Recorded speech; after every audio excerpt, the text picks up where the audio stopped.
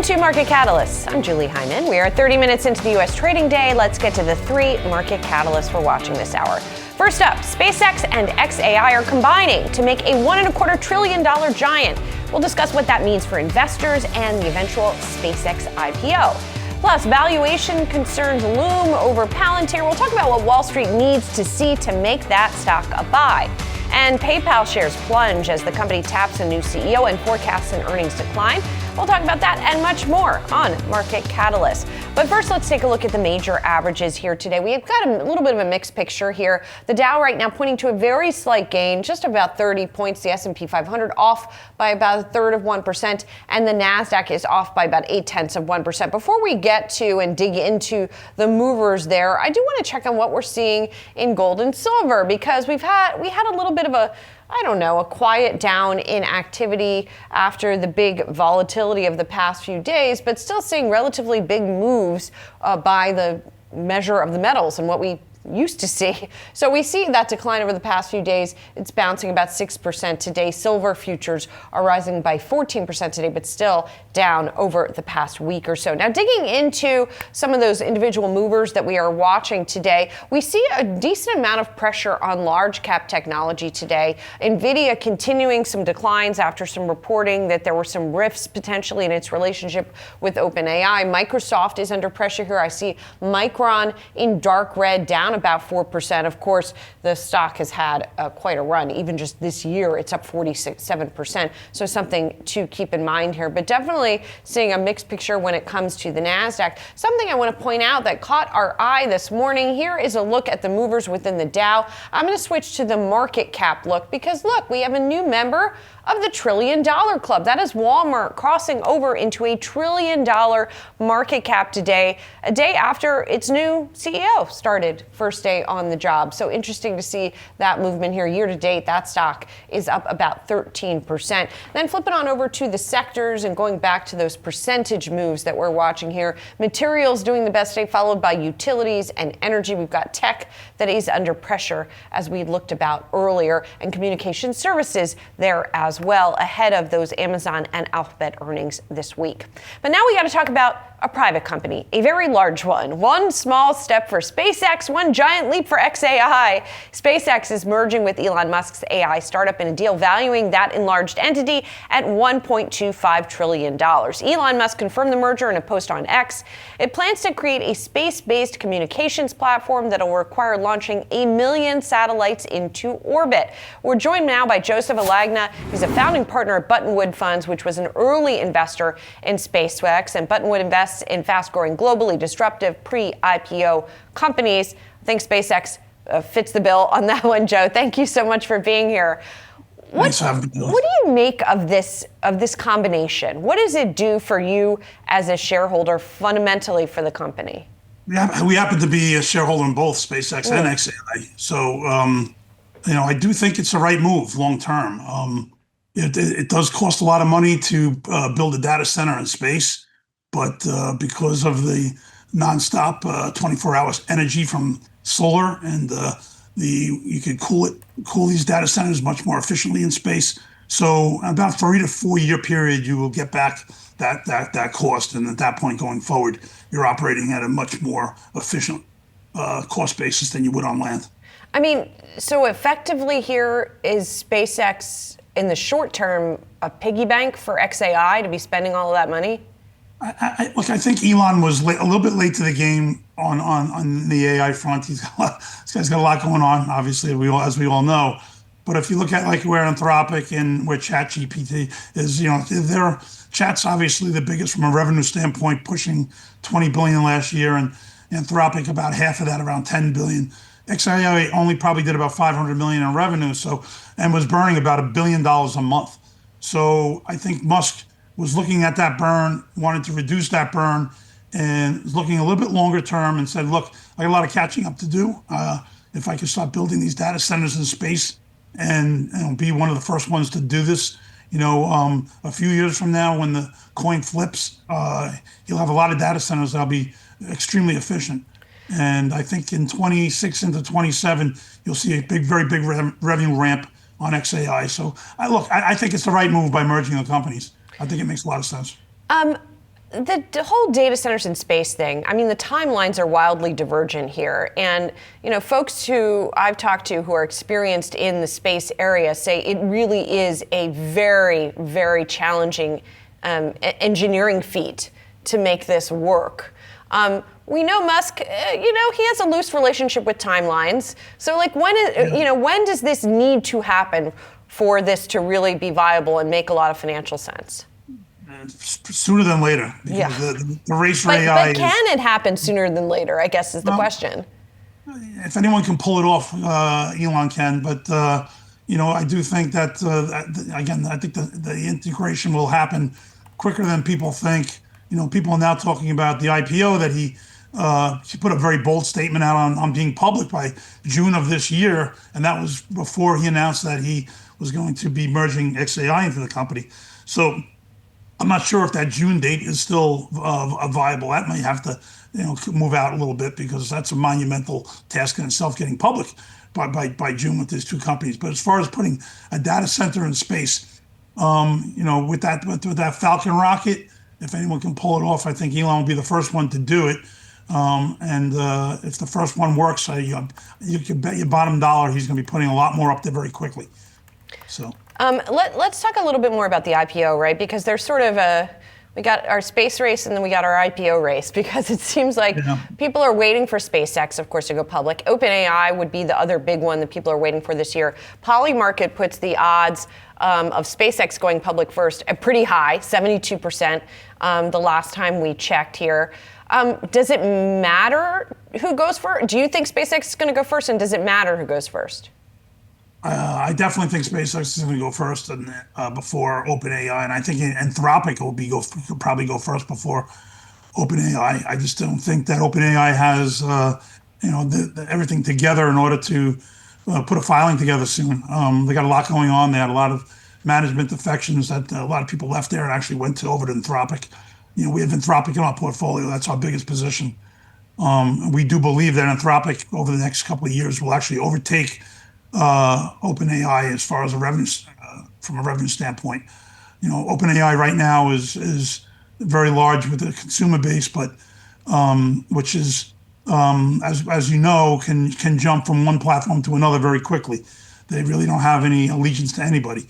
Anthropic chose to go a different route and really chose to go towards the enterprise customer, and they don't jump that quickly. When they integrate systems into their embed systems into their into their infrastructure, they tend not to jump. So I do think that Anthropic right now is already doing more revenue in the enterprise space than OpenAI. So I do think that's the future. There's not going to be one winner. This is a gigantic space. Artificial intelligence, you need to look at almost like a new platform, almost like the iPhone. There's going to be many businesses that we don't even know about yet, but we will know quickly that are going to thrive over the evolution of OpenAI, the same way DoorDash and let's say Uber, they'd offer the smartphone. They couldn't have done it without the smartphone. And you're going to see a bunch of new businesses that couldn't be here because they didn't have OpenAI, and they're going to evolve very quickly. So it's exciting times. It's this is a new platform that's going to generate a lot of business across many new businesses. And Joe, when we talk about these companies going public, I mean, the time. I mean, you know this very well, being in this business. It's unprecedented in terms of the size of these private companies and the number of different shareholders in these private companies, right? So I'm curious, are people itching to get out, right? Once these companies go public, they're probably going to see a pop, and then once the lockup ends, are we going to see pretty significant selling because people have ridden these things up for quite a while now? I don't think so. I'm a believer that you're going to see, and I think you're already starting to see, some of the smart institutional money starting to rotate out of what's worked over the last 10 years, right? The Mag 7. Those stocks are under pressure, and I do think that the money's got to come from somewhere. When you talk about the size of these offerings, these are unprecedented raises and valuations that have never been seen before. But these companies on that growth rate, when you look at what's happening with AI, going from really no business in a couple of years to a company maybe able to do 10 to 20 billion in revenue, We've never seen that before. The trajectory looks very strong going forward over the next several years. So I do think that what you're going to do is see shareholders, do quite the opposite. I think they're going to rotate out of the stocks that worked for the last decade and go into the new Mag 7, right? And it's probably going to be very, very AI centric. I do think that these are the companies that will outperform, not just at an IPO standpoint and have a pop, but year over year over the next few years. I think you're going to see significant revenue growth and cash flow. And these are the companies that you're going to want to be in. Unfortunately, the same way it was the last decade as far as concentration is concerned. The Mag 7 was driving the market, and a lot of people saw the market go high, and some people that were not in those stocks didn't have as much appreciation. I do think that you need to look at these stocks that are coming public, and the SpaceXs of the world, the Anthropics of the world, Databricks. I mean, these are companies that we have in our portfolio that we do believe are going to grow substantially 3 to 5 years, unlike any other public company that's trading today. We shall see. Joe, thank you so much for joining us with your perspective. Appreciate it. Thanks for having me, Julie. We mentioned those Polymarket odds a moment ago on when these companies are going public. If you're interested in seeing more on what Predictions Markets have to say, check out the Predictions Markets Hub on Yahoo Finance, powered by Polymarket. Coming up, we'll dig into Palantir results as the stock pops, but its rich valuation, is that scaring off investors? We'll discuss.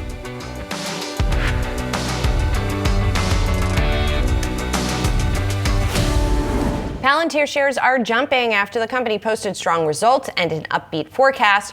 Our next guest says it's his top software pick, but he doesn't have a buy rating on the stock. For more, we're joined by Gil Luria, D.A. Davidson, head of technology research. We've talked about Palantir before. I know it's the valuation conundrum with this one, Gil. But the higher that its profit gets, the marginally better that valuation looks, right? That's right. They were growing into their valuation even at 50% growth, and then they went to 60% growth, and now they're growing 70%. So they're going to grow into that valuation a lot faster than we thought. That doesn't mean that curmudgeonly old software analysts like us are going to be stuck in our ways and hard to recommend a stock trading at 60 times revenue. But the investors that have bought Palantir over the last couple of years sure are happy right now. What do you think? How do you think about Palantir's business prospects? I mean, you listen to Alex Karp and you get a very optimistic view of what the growth is going to look like for the foreseeable future for this company. Where do you think sort of the biggest opportunities are still untapped for Palantir? Well, opportunities abound. Right now, the main opportunity is in the U.S. commercial business. That's the business they just grew 137%. And the reason is very simple. They're going to companies and they're telling the CEO, what's your biggest problem? We can solve it with AI. And CEOs are taking them up on it. These are very big contracts they're signing Palantir to, and Palantir is delivering, which makes selling to other CEOs very easy right now. So that's their biggest opportunity. It's not that they're not growing in US government 66% or growing internationally. They're growing internationally as well. But US commercial, you have so many companies that have spent 3 years trying to figure out how can AI solve my problems. And nobody's been able to do that for them except for Palantir. And it's what Palantir has been building over 20 years is paying off now. Their abilities to take companies' data and organize it well, they call that ontology. Their ability to deploy that with their own people, they call them forward deployed engineers. These are very unique capabilities they've developed over a long period of time. And in the era of AI, that's paying off. And they're able to do something that no other software company can do. That's why they're so successful, and doesn't look like it's going to slow down anytime soon. Well, and you hit upon something that I really wanted to ask you about, which is sort of Palantir versus everybody else within software. As you well know, most software stocks have had a very rough go of it for really the past at least 6 months, if not longer. Palantir started to get rough towards the end of that period, but it really hasn't traded like its cohort. And do you think that that is justified? Do you think software broadly is going to continue to muddle along even as Palantir continues to grow? We actually think that software companies are overly maligned right now. They do provide very valuable services to their customers. They're still very good businesses, growing fast with good margins that can scale well and are hard to switch out of. The software business is still good. We understand concerns about AI. We're in a period of uncertainty. But the answer that includes Palantir is good software companies will execute well as this technology disruption happens and will win. Bad software companies will falter. This is like 30 years ago when we started buying things online. Best Buy and Circuit City were in the same boat. And here we are today. Best Buy is a big, thriving business, and Circuit City's been bankrupt for 25 years. Good software companies will succeed in the era of AI, and there's no better software company than Palantir. So I guess to oversimplify it, what separates a good software company from a bad software company? Is it just what you talked about earlier, that Palantir comes to a company and says, we can solve your problem, and they actually solve it? And maybe not everyone is doing that to the same degree right now. That's right. So a good software company is the company that's market leader, that helps their customers solve problems, and importantly, helps their customers adopt a new solution. So I'll give you a couple of examples that are top of our list right now. Snowflake and Datadog. Snowflake's the leader in data warehouse, data lake type services. You can't do AI unless your data is all in one place. That's Snowflake. Datadog, the leader in observability of applications and infrastructure. You can't deploy AI solutions without keeping an eye on them. It's the leader, and therefore it's also serving the AI natives like OpenAI and Anthropic, et cetera. Companies like that have evolved and are going to continue to evolve well with AI will win. And in fact, they'll win even more than before AI. And so not all software companies are created equal. There are software companies that will fall by the wayside, just like any technology wave. Software life cycles are very short. You either succeed wildly or you get bought by private equity. There's really very few companies that have just been around for a long time. And so the good companies will do well, but there will be victims just like any other technology disruption. Gil, while I have you, I do want to ask you about a couple of companies that report still this week. That's Amazon and Alphabet. Speaking of companies whose fortunes have diverged over the past year, you can look at these stock prices. Alphabet's up something like 70%, and Amazon hasn't done much of anything. Does that mean the bar is lower for Amazon, or does it still have a lot to prove here to investors? Yeah, the bar is lower. No, good news for Amazon. The fourth quarter was good for the consumer. And in their retail business, they've been able to adapt well to tariffs and other challenges. So the retail business should do well. Margins should be strong because of how much automation and how much they've invested in their logistics and shipping to reduce costs there. And then on the AWS side, they're growing slower than Google Cloud and Azure, but they do have an opportunity to accelerate as they deploy more compute for Anthropic. So yes, there's been the laggard, but there's reason to think that if they do better, they'll get more credit for the fact that AWS is still the biggest hyperscaler. It's substantially bigger than Azure and even bigger lead over Google Cloud. So they still have the opportunity to grow in this market. And Anthropic should be helping them right now as they deploy more compute capacity for them. And Gil, what does Alphabet need to say to keep the party going? Yeah, so Alphabet's in good shape in the sense that Microsoft Azure's success probably means that Google Cloud is accelerated as well. Meta's success in selling ads probably means that Google advertising businesses around search, YouTube, et cetera, should accelerate. So they're in good shape. Expectations are very high. The multiple in the high 20s is about 10 points higher than it was just 3 or 4 months ago. So expectations are high for Google to win and dominate AI. That may be a little ambitious, but this quarter should be good because their two most important businesses should either stay at nice levels of growth or maybe even accelerate. Gil, great to see you as always. Thanks so much. Thank you. Coming up, we'll have some of today's top calls on Wall Street, plus what's ahead for PayPal as it announces a major leadership shakeup.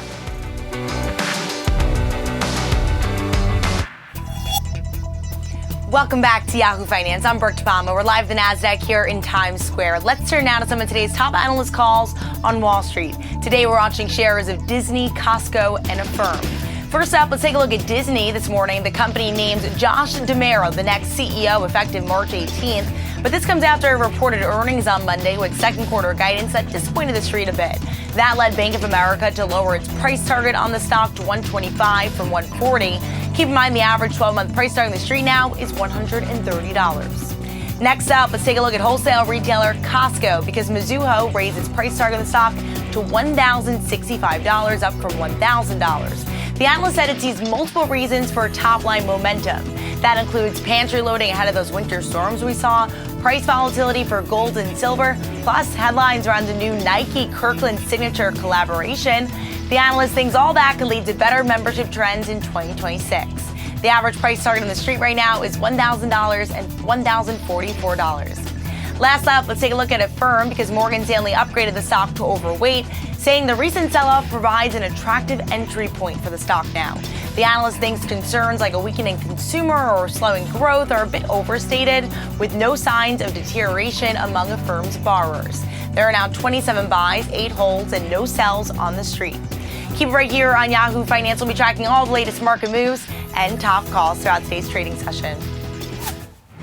Shares of PayPal falling sharply after earnings for the fourth quarter came in short of the street's expectations. The company also announced a leadership change with HP Inc. CEO and PayPal chair Enrique Lores set to take over as CEO. Speaking to Yahoo Finance earlier today, Lores said his goals are to, quote, improve our performance and grow our share in branded checkout, adding that the company, quote, have not been able to make the progress we wanted. Branded checkout growth was just 1% in the fourth quarter, down from 6% a year earlier. Paul Golding is joining us now, Macquarie Capital Senior Equity Research Analyst, to talk more about this. Paul, so a lot to talk about, obviously, from here.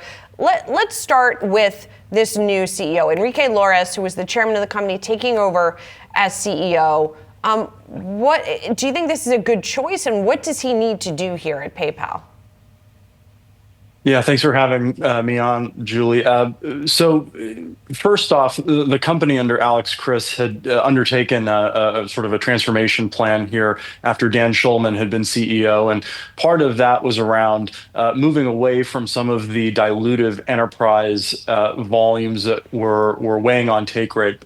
As we saw this quarter, take rate was down at 1.65%, which weighed on the earnings outcome, as we saw with the EPS result missing consensus and the guided range. And so as we look at what could come from a new management team or new leadership, we're looking to see how much of this is going to be a continued pivot away from those enterprise volumes that were even called out on this quarter's earnings call as being some of the driver here, in addition to other factors like international growth moderating, particularly in Germany, as well as macro concerns around retail, particularly for middle-income cohorts, as well as some sector-specific call-outs like travel, ticketing, crypto, gaming, et cetera. And so as we think about what a new CEO, an administration under Lores as leading PayPal could look like, it really has to be, in our view, a multifaceted approach, given the call outs on this call as being the key drivers of the underperformance. And how much is under PayPal's control versus not? Well, some of it is called out on the earnings call this morning is about execution around innovation, streamlining the checkout process, removing friction points through biometrics and other key checkout enablement tools to just drive more conversion, increase basket size, increase throughput of BNPL, though BNPL has been a bright spot. It's been a bright spot alongside Venmo, for example. But some of it, as you noted, is the macro backdrop, particularly in international as well, and also just looking at the competitive landscape. Management called out the competitive landscape as being a pressure point. And so to what extent might innovation help combat those competitive dynamics versus the marketplace just growing over time with more competitors, crowding into that TAM of e-commerce as the sort of the primary TPV driver for them. Paul, I know you've got an outperform rating on the stock here. I guess if you liked it when it was 25% higher, you probably it looks even more attractive now. I don't know. I mean, after these results, how do you hold on to hope for all those things that you say that it needs to work on? What we'll say is that as you think about PayPal's scale, it does continue to be the largest fintech in our view globally. The TPV volume, the total payment volume for the quarter was $475 billion. They did almost 1.8 trillion in volume, US dollar volume for the year. This is a highly scaled platform.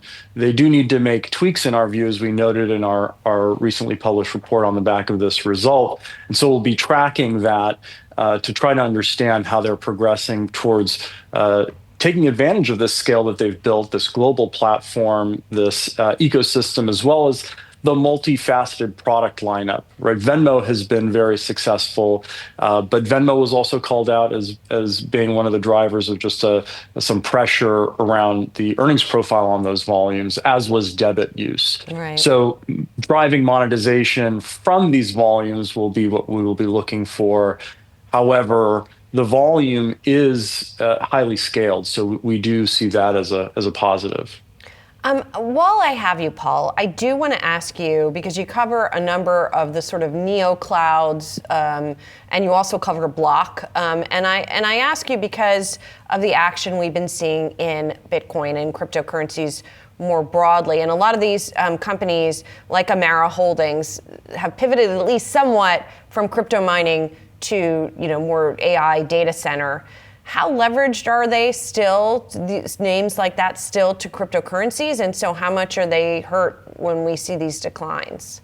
Yeah, so when we think about the share price correlation to Bitcoin, we've actually published a report analyzing the R squared, and these names have really seen their R squared come down relative to Bitcoin price movement. So in other words, we've seen a decoupling from share price perspective for these Bitcoin miners relative to, and many of them really formally sort of declaring that they're moving into the AI infrastructure space and not really Bitcoin miners on a go-forward basis, though they still have infrastructure that generates revenue from Bitcoin mining. But the real relevance at this point, in our view, for Bitcoin mining relative to these names and Bitcoin price is the treasury balance that they may have.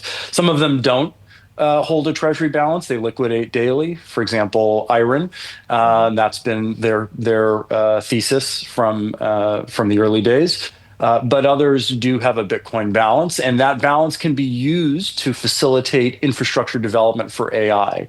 So Bitcoin price movement or weakness in Bitcoin price can impact what that balance sheet liquidity could look like or be deployed for. But otherwise, we don't necessarily see a Bitcoin price move to the downside as translating directly to share price declines for these names generally. Gotcha. Sentiment-wise, though, they do seem to be having an effect.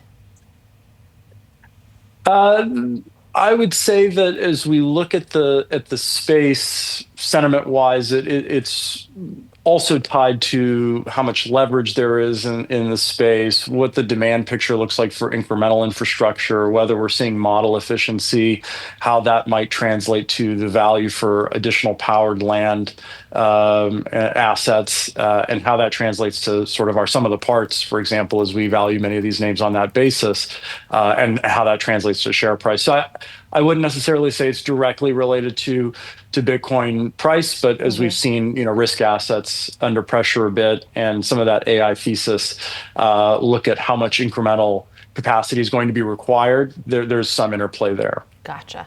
Paul, thanks so much. Appreciate it. Good to be on. Coming up, we'll hear from Fifth Third Bank CEO on the outlook for M&A in the banking space. That's next.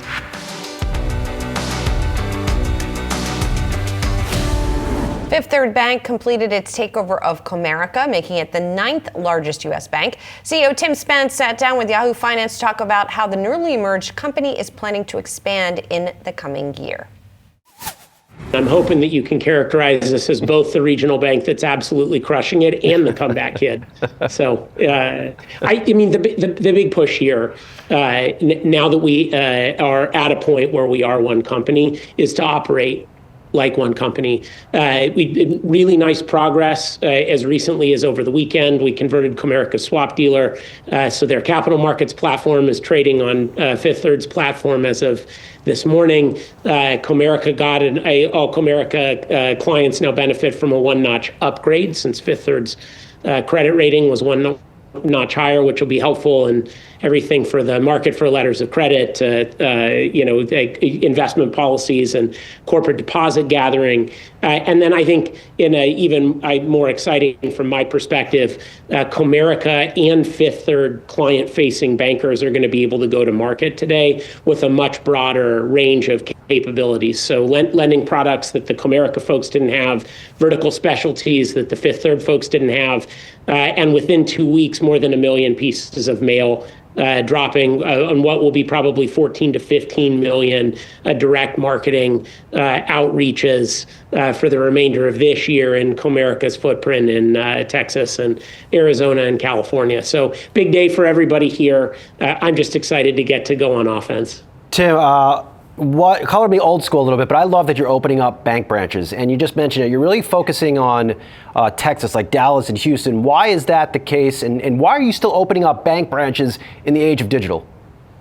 Yeah. Listen, on a combined basis, as of this morning, Fifth Third and Comerica have a presence in 17 of the 20 fastest growing metro areas in the country. So we've incredible footprint that we're going to be able to grow into. Fifth Third's had great success in what I think of as a three-legged stool in the Southeast. So the combination of bank branches built in the right locations, award-winning technology products. So Fifth Third's mobile app won the J.D. Power Award for regional bank mobile app this past year, and then really strong direct marketing and client service, which is analytically driven in both direct mail and digital channels.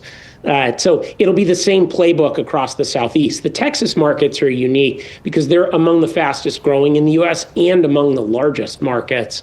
And Comerica had a really excellent beachhead there, had not had the opportunity to invest in the branch infrastructure over the course of the past several years. And we have a proven playbook. Our branches, the new branches we've opened across the Southeast, are generating on average 50% more deposits than our peers' branches are within the first 3 years that they're open. So I think it'd be blue sky for us in the state of Texas. Tim, over the past 5 years, I've heard so much about the need for regional banks to consolidate. One bank needs to buy another, but I would say this deal was one of the first of what could be more to come. Do you see more regional banks consolidating this year? And if so, why?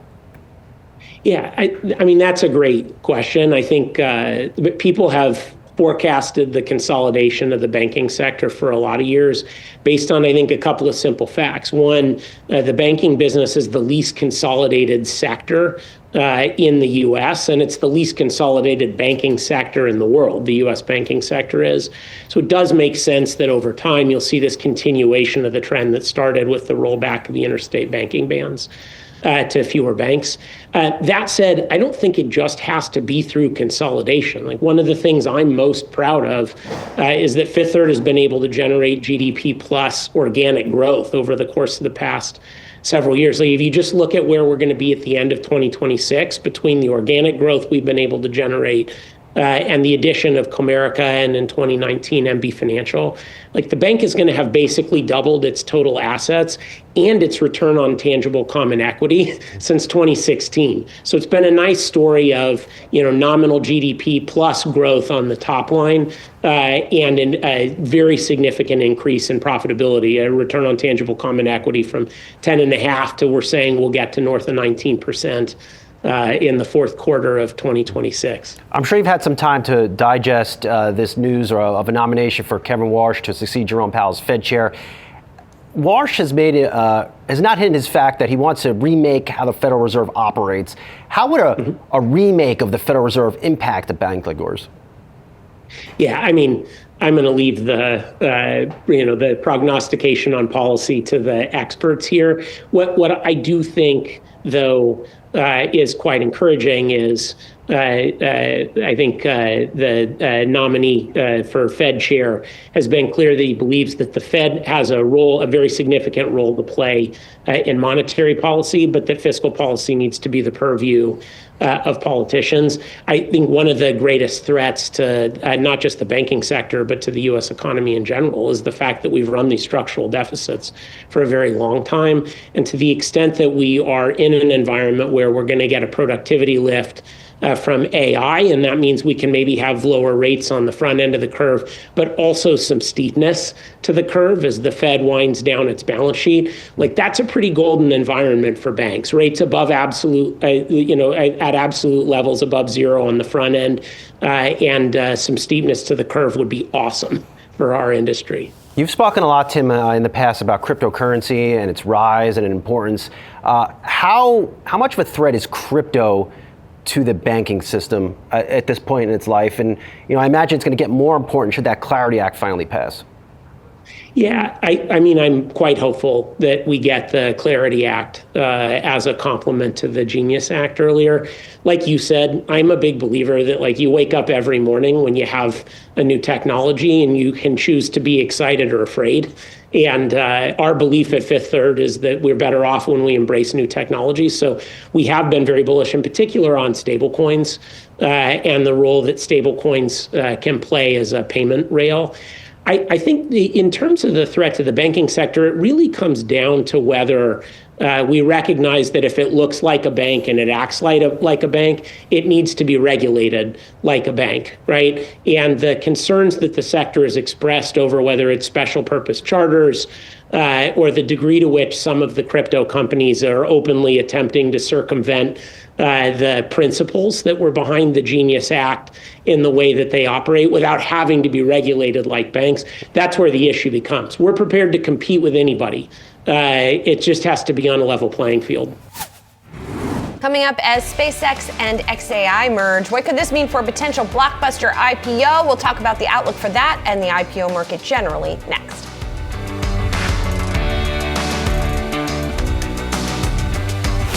It's set to be a bumper year of IPOs with favorable economic conditions driving new listings. Just this week, a short list, not even a complete list of companies going public. Bob's Discount Furniture, AI marketing platform Liftoff Mobile, and organic food company Once Upon a Farm. It's not all AI companies. It's organic food companies, too. Joining me is Ted Swimmer. He's the head of commercial banking at Citizens to talk about the outlook for deals, IPOs, and M&A included. And I know your purview is more broadly M&A, but IPOs sort of as a corner of that. What is it about this year? What has changed? Is it regulatory backdrop? What is it that is making this fertile ground for all this stuff? Well, it's an exciting time, Julie, especially with us at Citizens. I would say when the new administration came in last year, it came in with a lot of expectations that we were going to see a very good M&A environment, we were going to see a very good IPO environment, and then right off the bat we hit Liberation Day, we had the worry of tariffs, and what markets really want to see is some understanding of what's going to happen next. When they buy a stock, when you make an M&A transaction, you want as little volatility as you possibly can have. So last year, as we got into this, we got hit right ahead with Liberation Day and the tariffs, and that really slowed the market down for a couple of months. And then right as we were getting going, we hit the government shutdown. So two things right out of the bat made it very difficult to have the confidence that if you put a company up for sale, if you went to the public markets, that you were going to get the right reception. I think for whether it's for good or for bad, we are now in a period of time where we understand volatility is what to be expected. And I think companies are more willing to take a risk of going public now and obviously the stock market has S&P at a record high yesterday. We've seen debt markets continue to tighten. We've seen basically the whole term loan market reprice over the last 30 days. Mm-hmm. We've seen investment grade bonds, high yield bonds at or close to their record tights on spreads. So things feel like the markets have started to look through the volatility, that there's more confidence that despite we may see some volatility on a day in out basis, that long term that this is a pro-business administration, and I think people are willing to take some risk and put their company up for sale or go public. I mean, and that's reflected. You guys just did a survey and found that sentiment around M&A is at a 6-year high. That's exactly right. And you know, is it mostly reflecting the sort of regulatory backdrop? No, I think that a lot of things have happened. If you just take a step back, 2021 was a banner year for M&A. We had basically zero interest rates. We had private equity sitting on a lot of very profitable investments that they had made, and so there was a desire to realize the gains they had and then continue to put money to work. And then 22 came, we started to see rates go up, valuations were not as lofty as they had been before. So there were a number of private equity, public companies who were sitting on investments that were just underwater. We've gone really 3 years from 22 to 24, even to 25, where valuations were kind of stuck in the mud a little bit. Starting with rates starting to come down, with more confidence we're in a more pro-business cycle. Mm-hmm. We're starting to see companies willing to take risk on reaching for a valuation. We're starting to see financial sponsors willing to understand that what they bought companies at 21 may not get to the lofty levels that they bought them at, but they're getting close enough that they need to get money back to their shareholders, so they're willing to transact.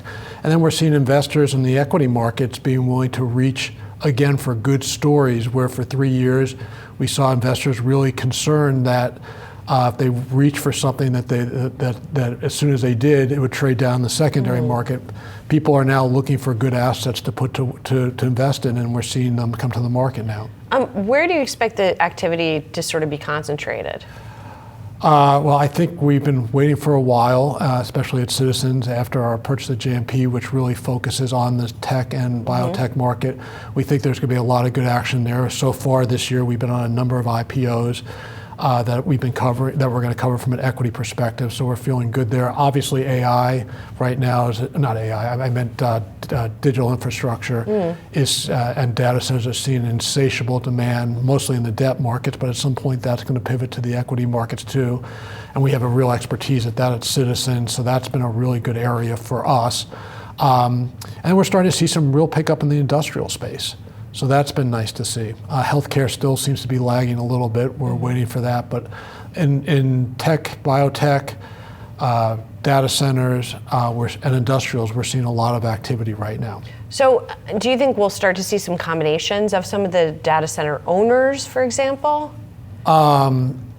I don't know that we'll see a combination of the data center owners. Right now, I think they're more focused on how they're going to get power. We saw Google make an interesting acquisition today.